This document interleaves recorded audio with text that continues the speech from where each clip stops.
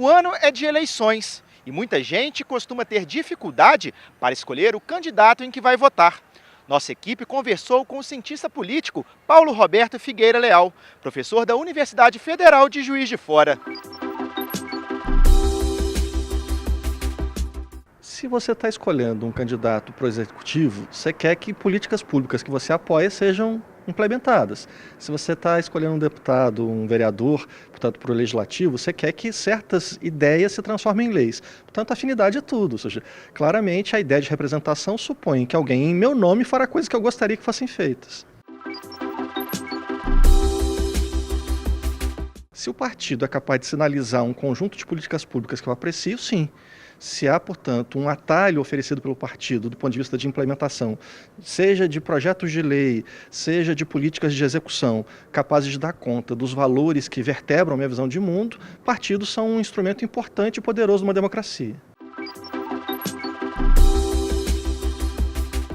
Tendo informação sobre ela, percebendo a coerência, percebendo se ela dá conta de valores parecidos com os meus, ou ao contrário, se é alguém que talvez até tenha posições respeitáveis, mas que claramente não dão conta da minha visão de mundo, das minhas preferências, portanto eu não vou votar nele, né? Certas alianças conformam uma maior ou menor capacidade de produção de coerência, de defesa de políticas, de valores ideológicos. Certamente há, num ambiente como o brasileiro, muita confusão e, às vezes, posições partidárias muito distintas acabam confluindo para uma mesma candidatura.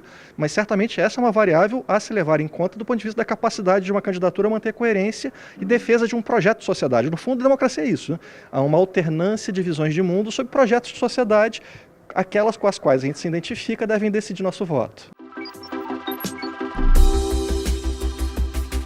Se os partidos sinalizam alguma coisa para mim e são confiáveis do ponto de vista dos valores que eu defendo, sim, a gente tem um déficit de consolidação dos partidos no país, que talvez precise que os partidos aumentem sua clareza sobre o que representam e, por sua vez, os eleitores precisam ter mais clareza de que estão votando em candidatos de partidos e não em candidatos sozinhos. Ao contrário, estão votando em projetos partidários, mesmo que isso não fique claro para todo mundo. Se eu estou desiludido com a oferta eleitoral, é uma escolha legítima, mas é uma escolha legítima que tem custo. Alguém se elegerá, não há nenhuma dúvida disso. Portanto, votar em branco, votar nulo ou não votar, implica que, mesmo que legítima, essa escolha está transferindo a outros o meu próprio processo de tomada de decisão. Ou seja, alguém escolherá por mim, se eu não participar do processo. Pode haver testes bem feitos ou mal feitos. O ponto de fundo que a gente não pode esquecer é que esse tem que ser um ato consciente, ou seja, votar é relevante demais para a gente fazer qualquer coisa.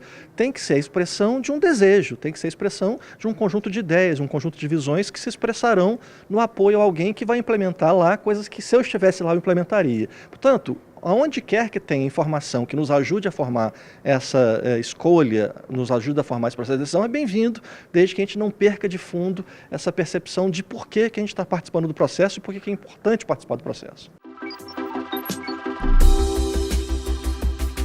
Acho que a principal é de que os problemas que a gente tem não são superados sem participação. Ao contrário, sem a gente participar do jogo, a gente não muda a natureza desse jogo. Se você imaginar que os problemas da política brasileira são resolvidos com um discurso de antipolítica, você está equivocado.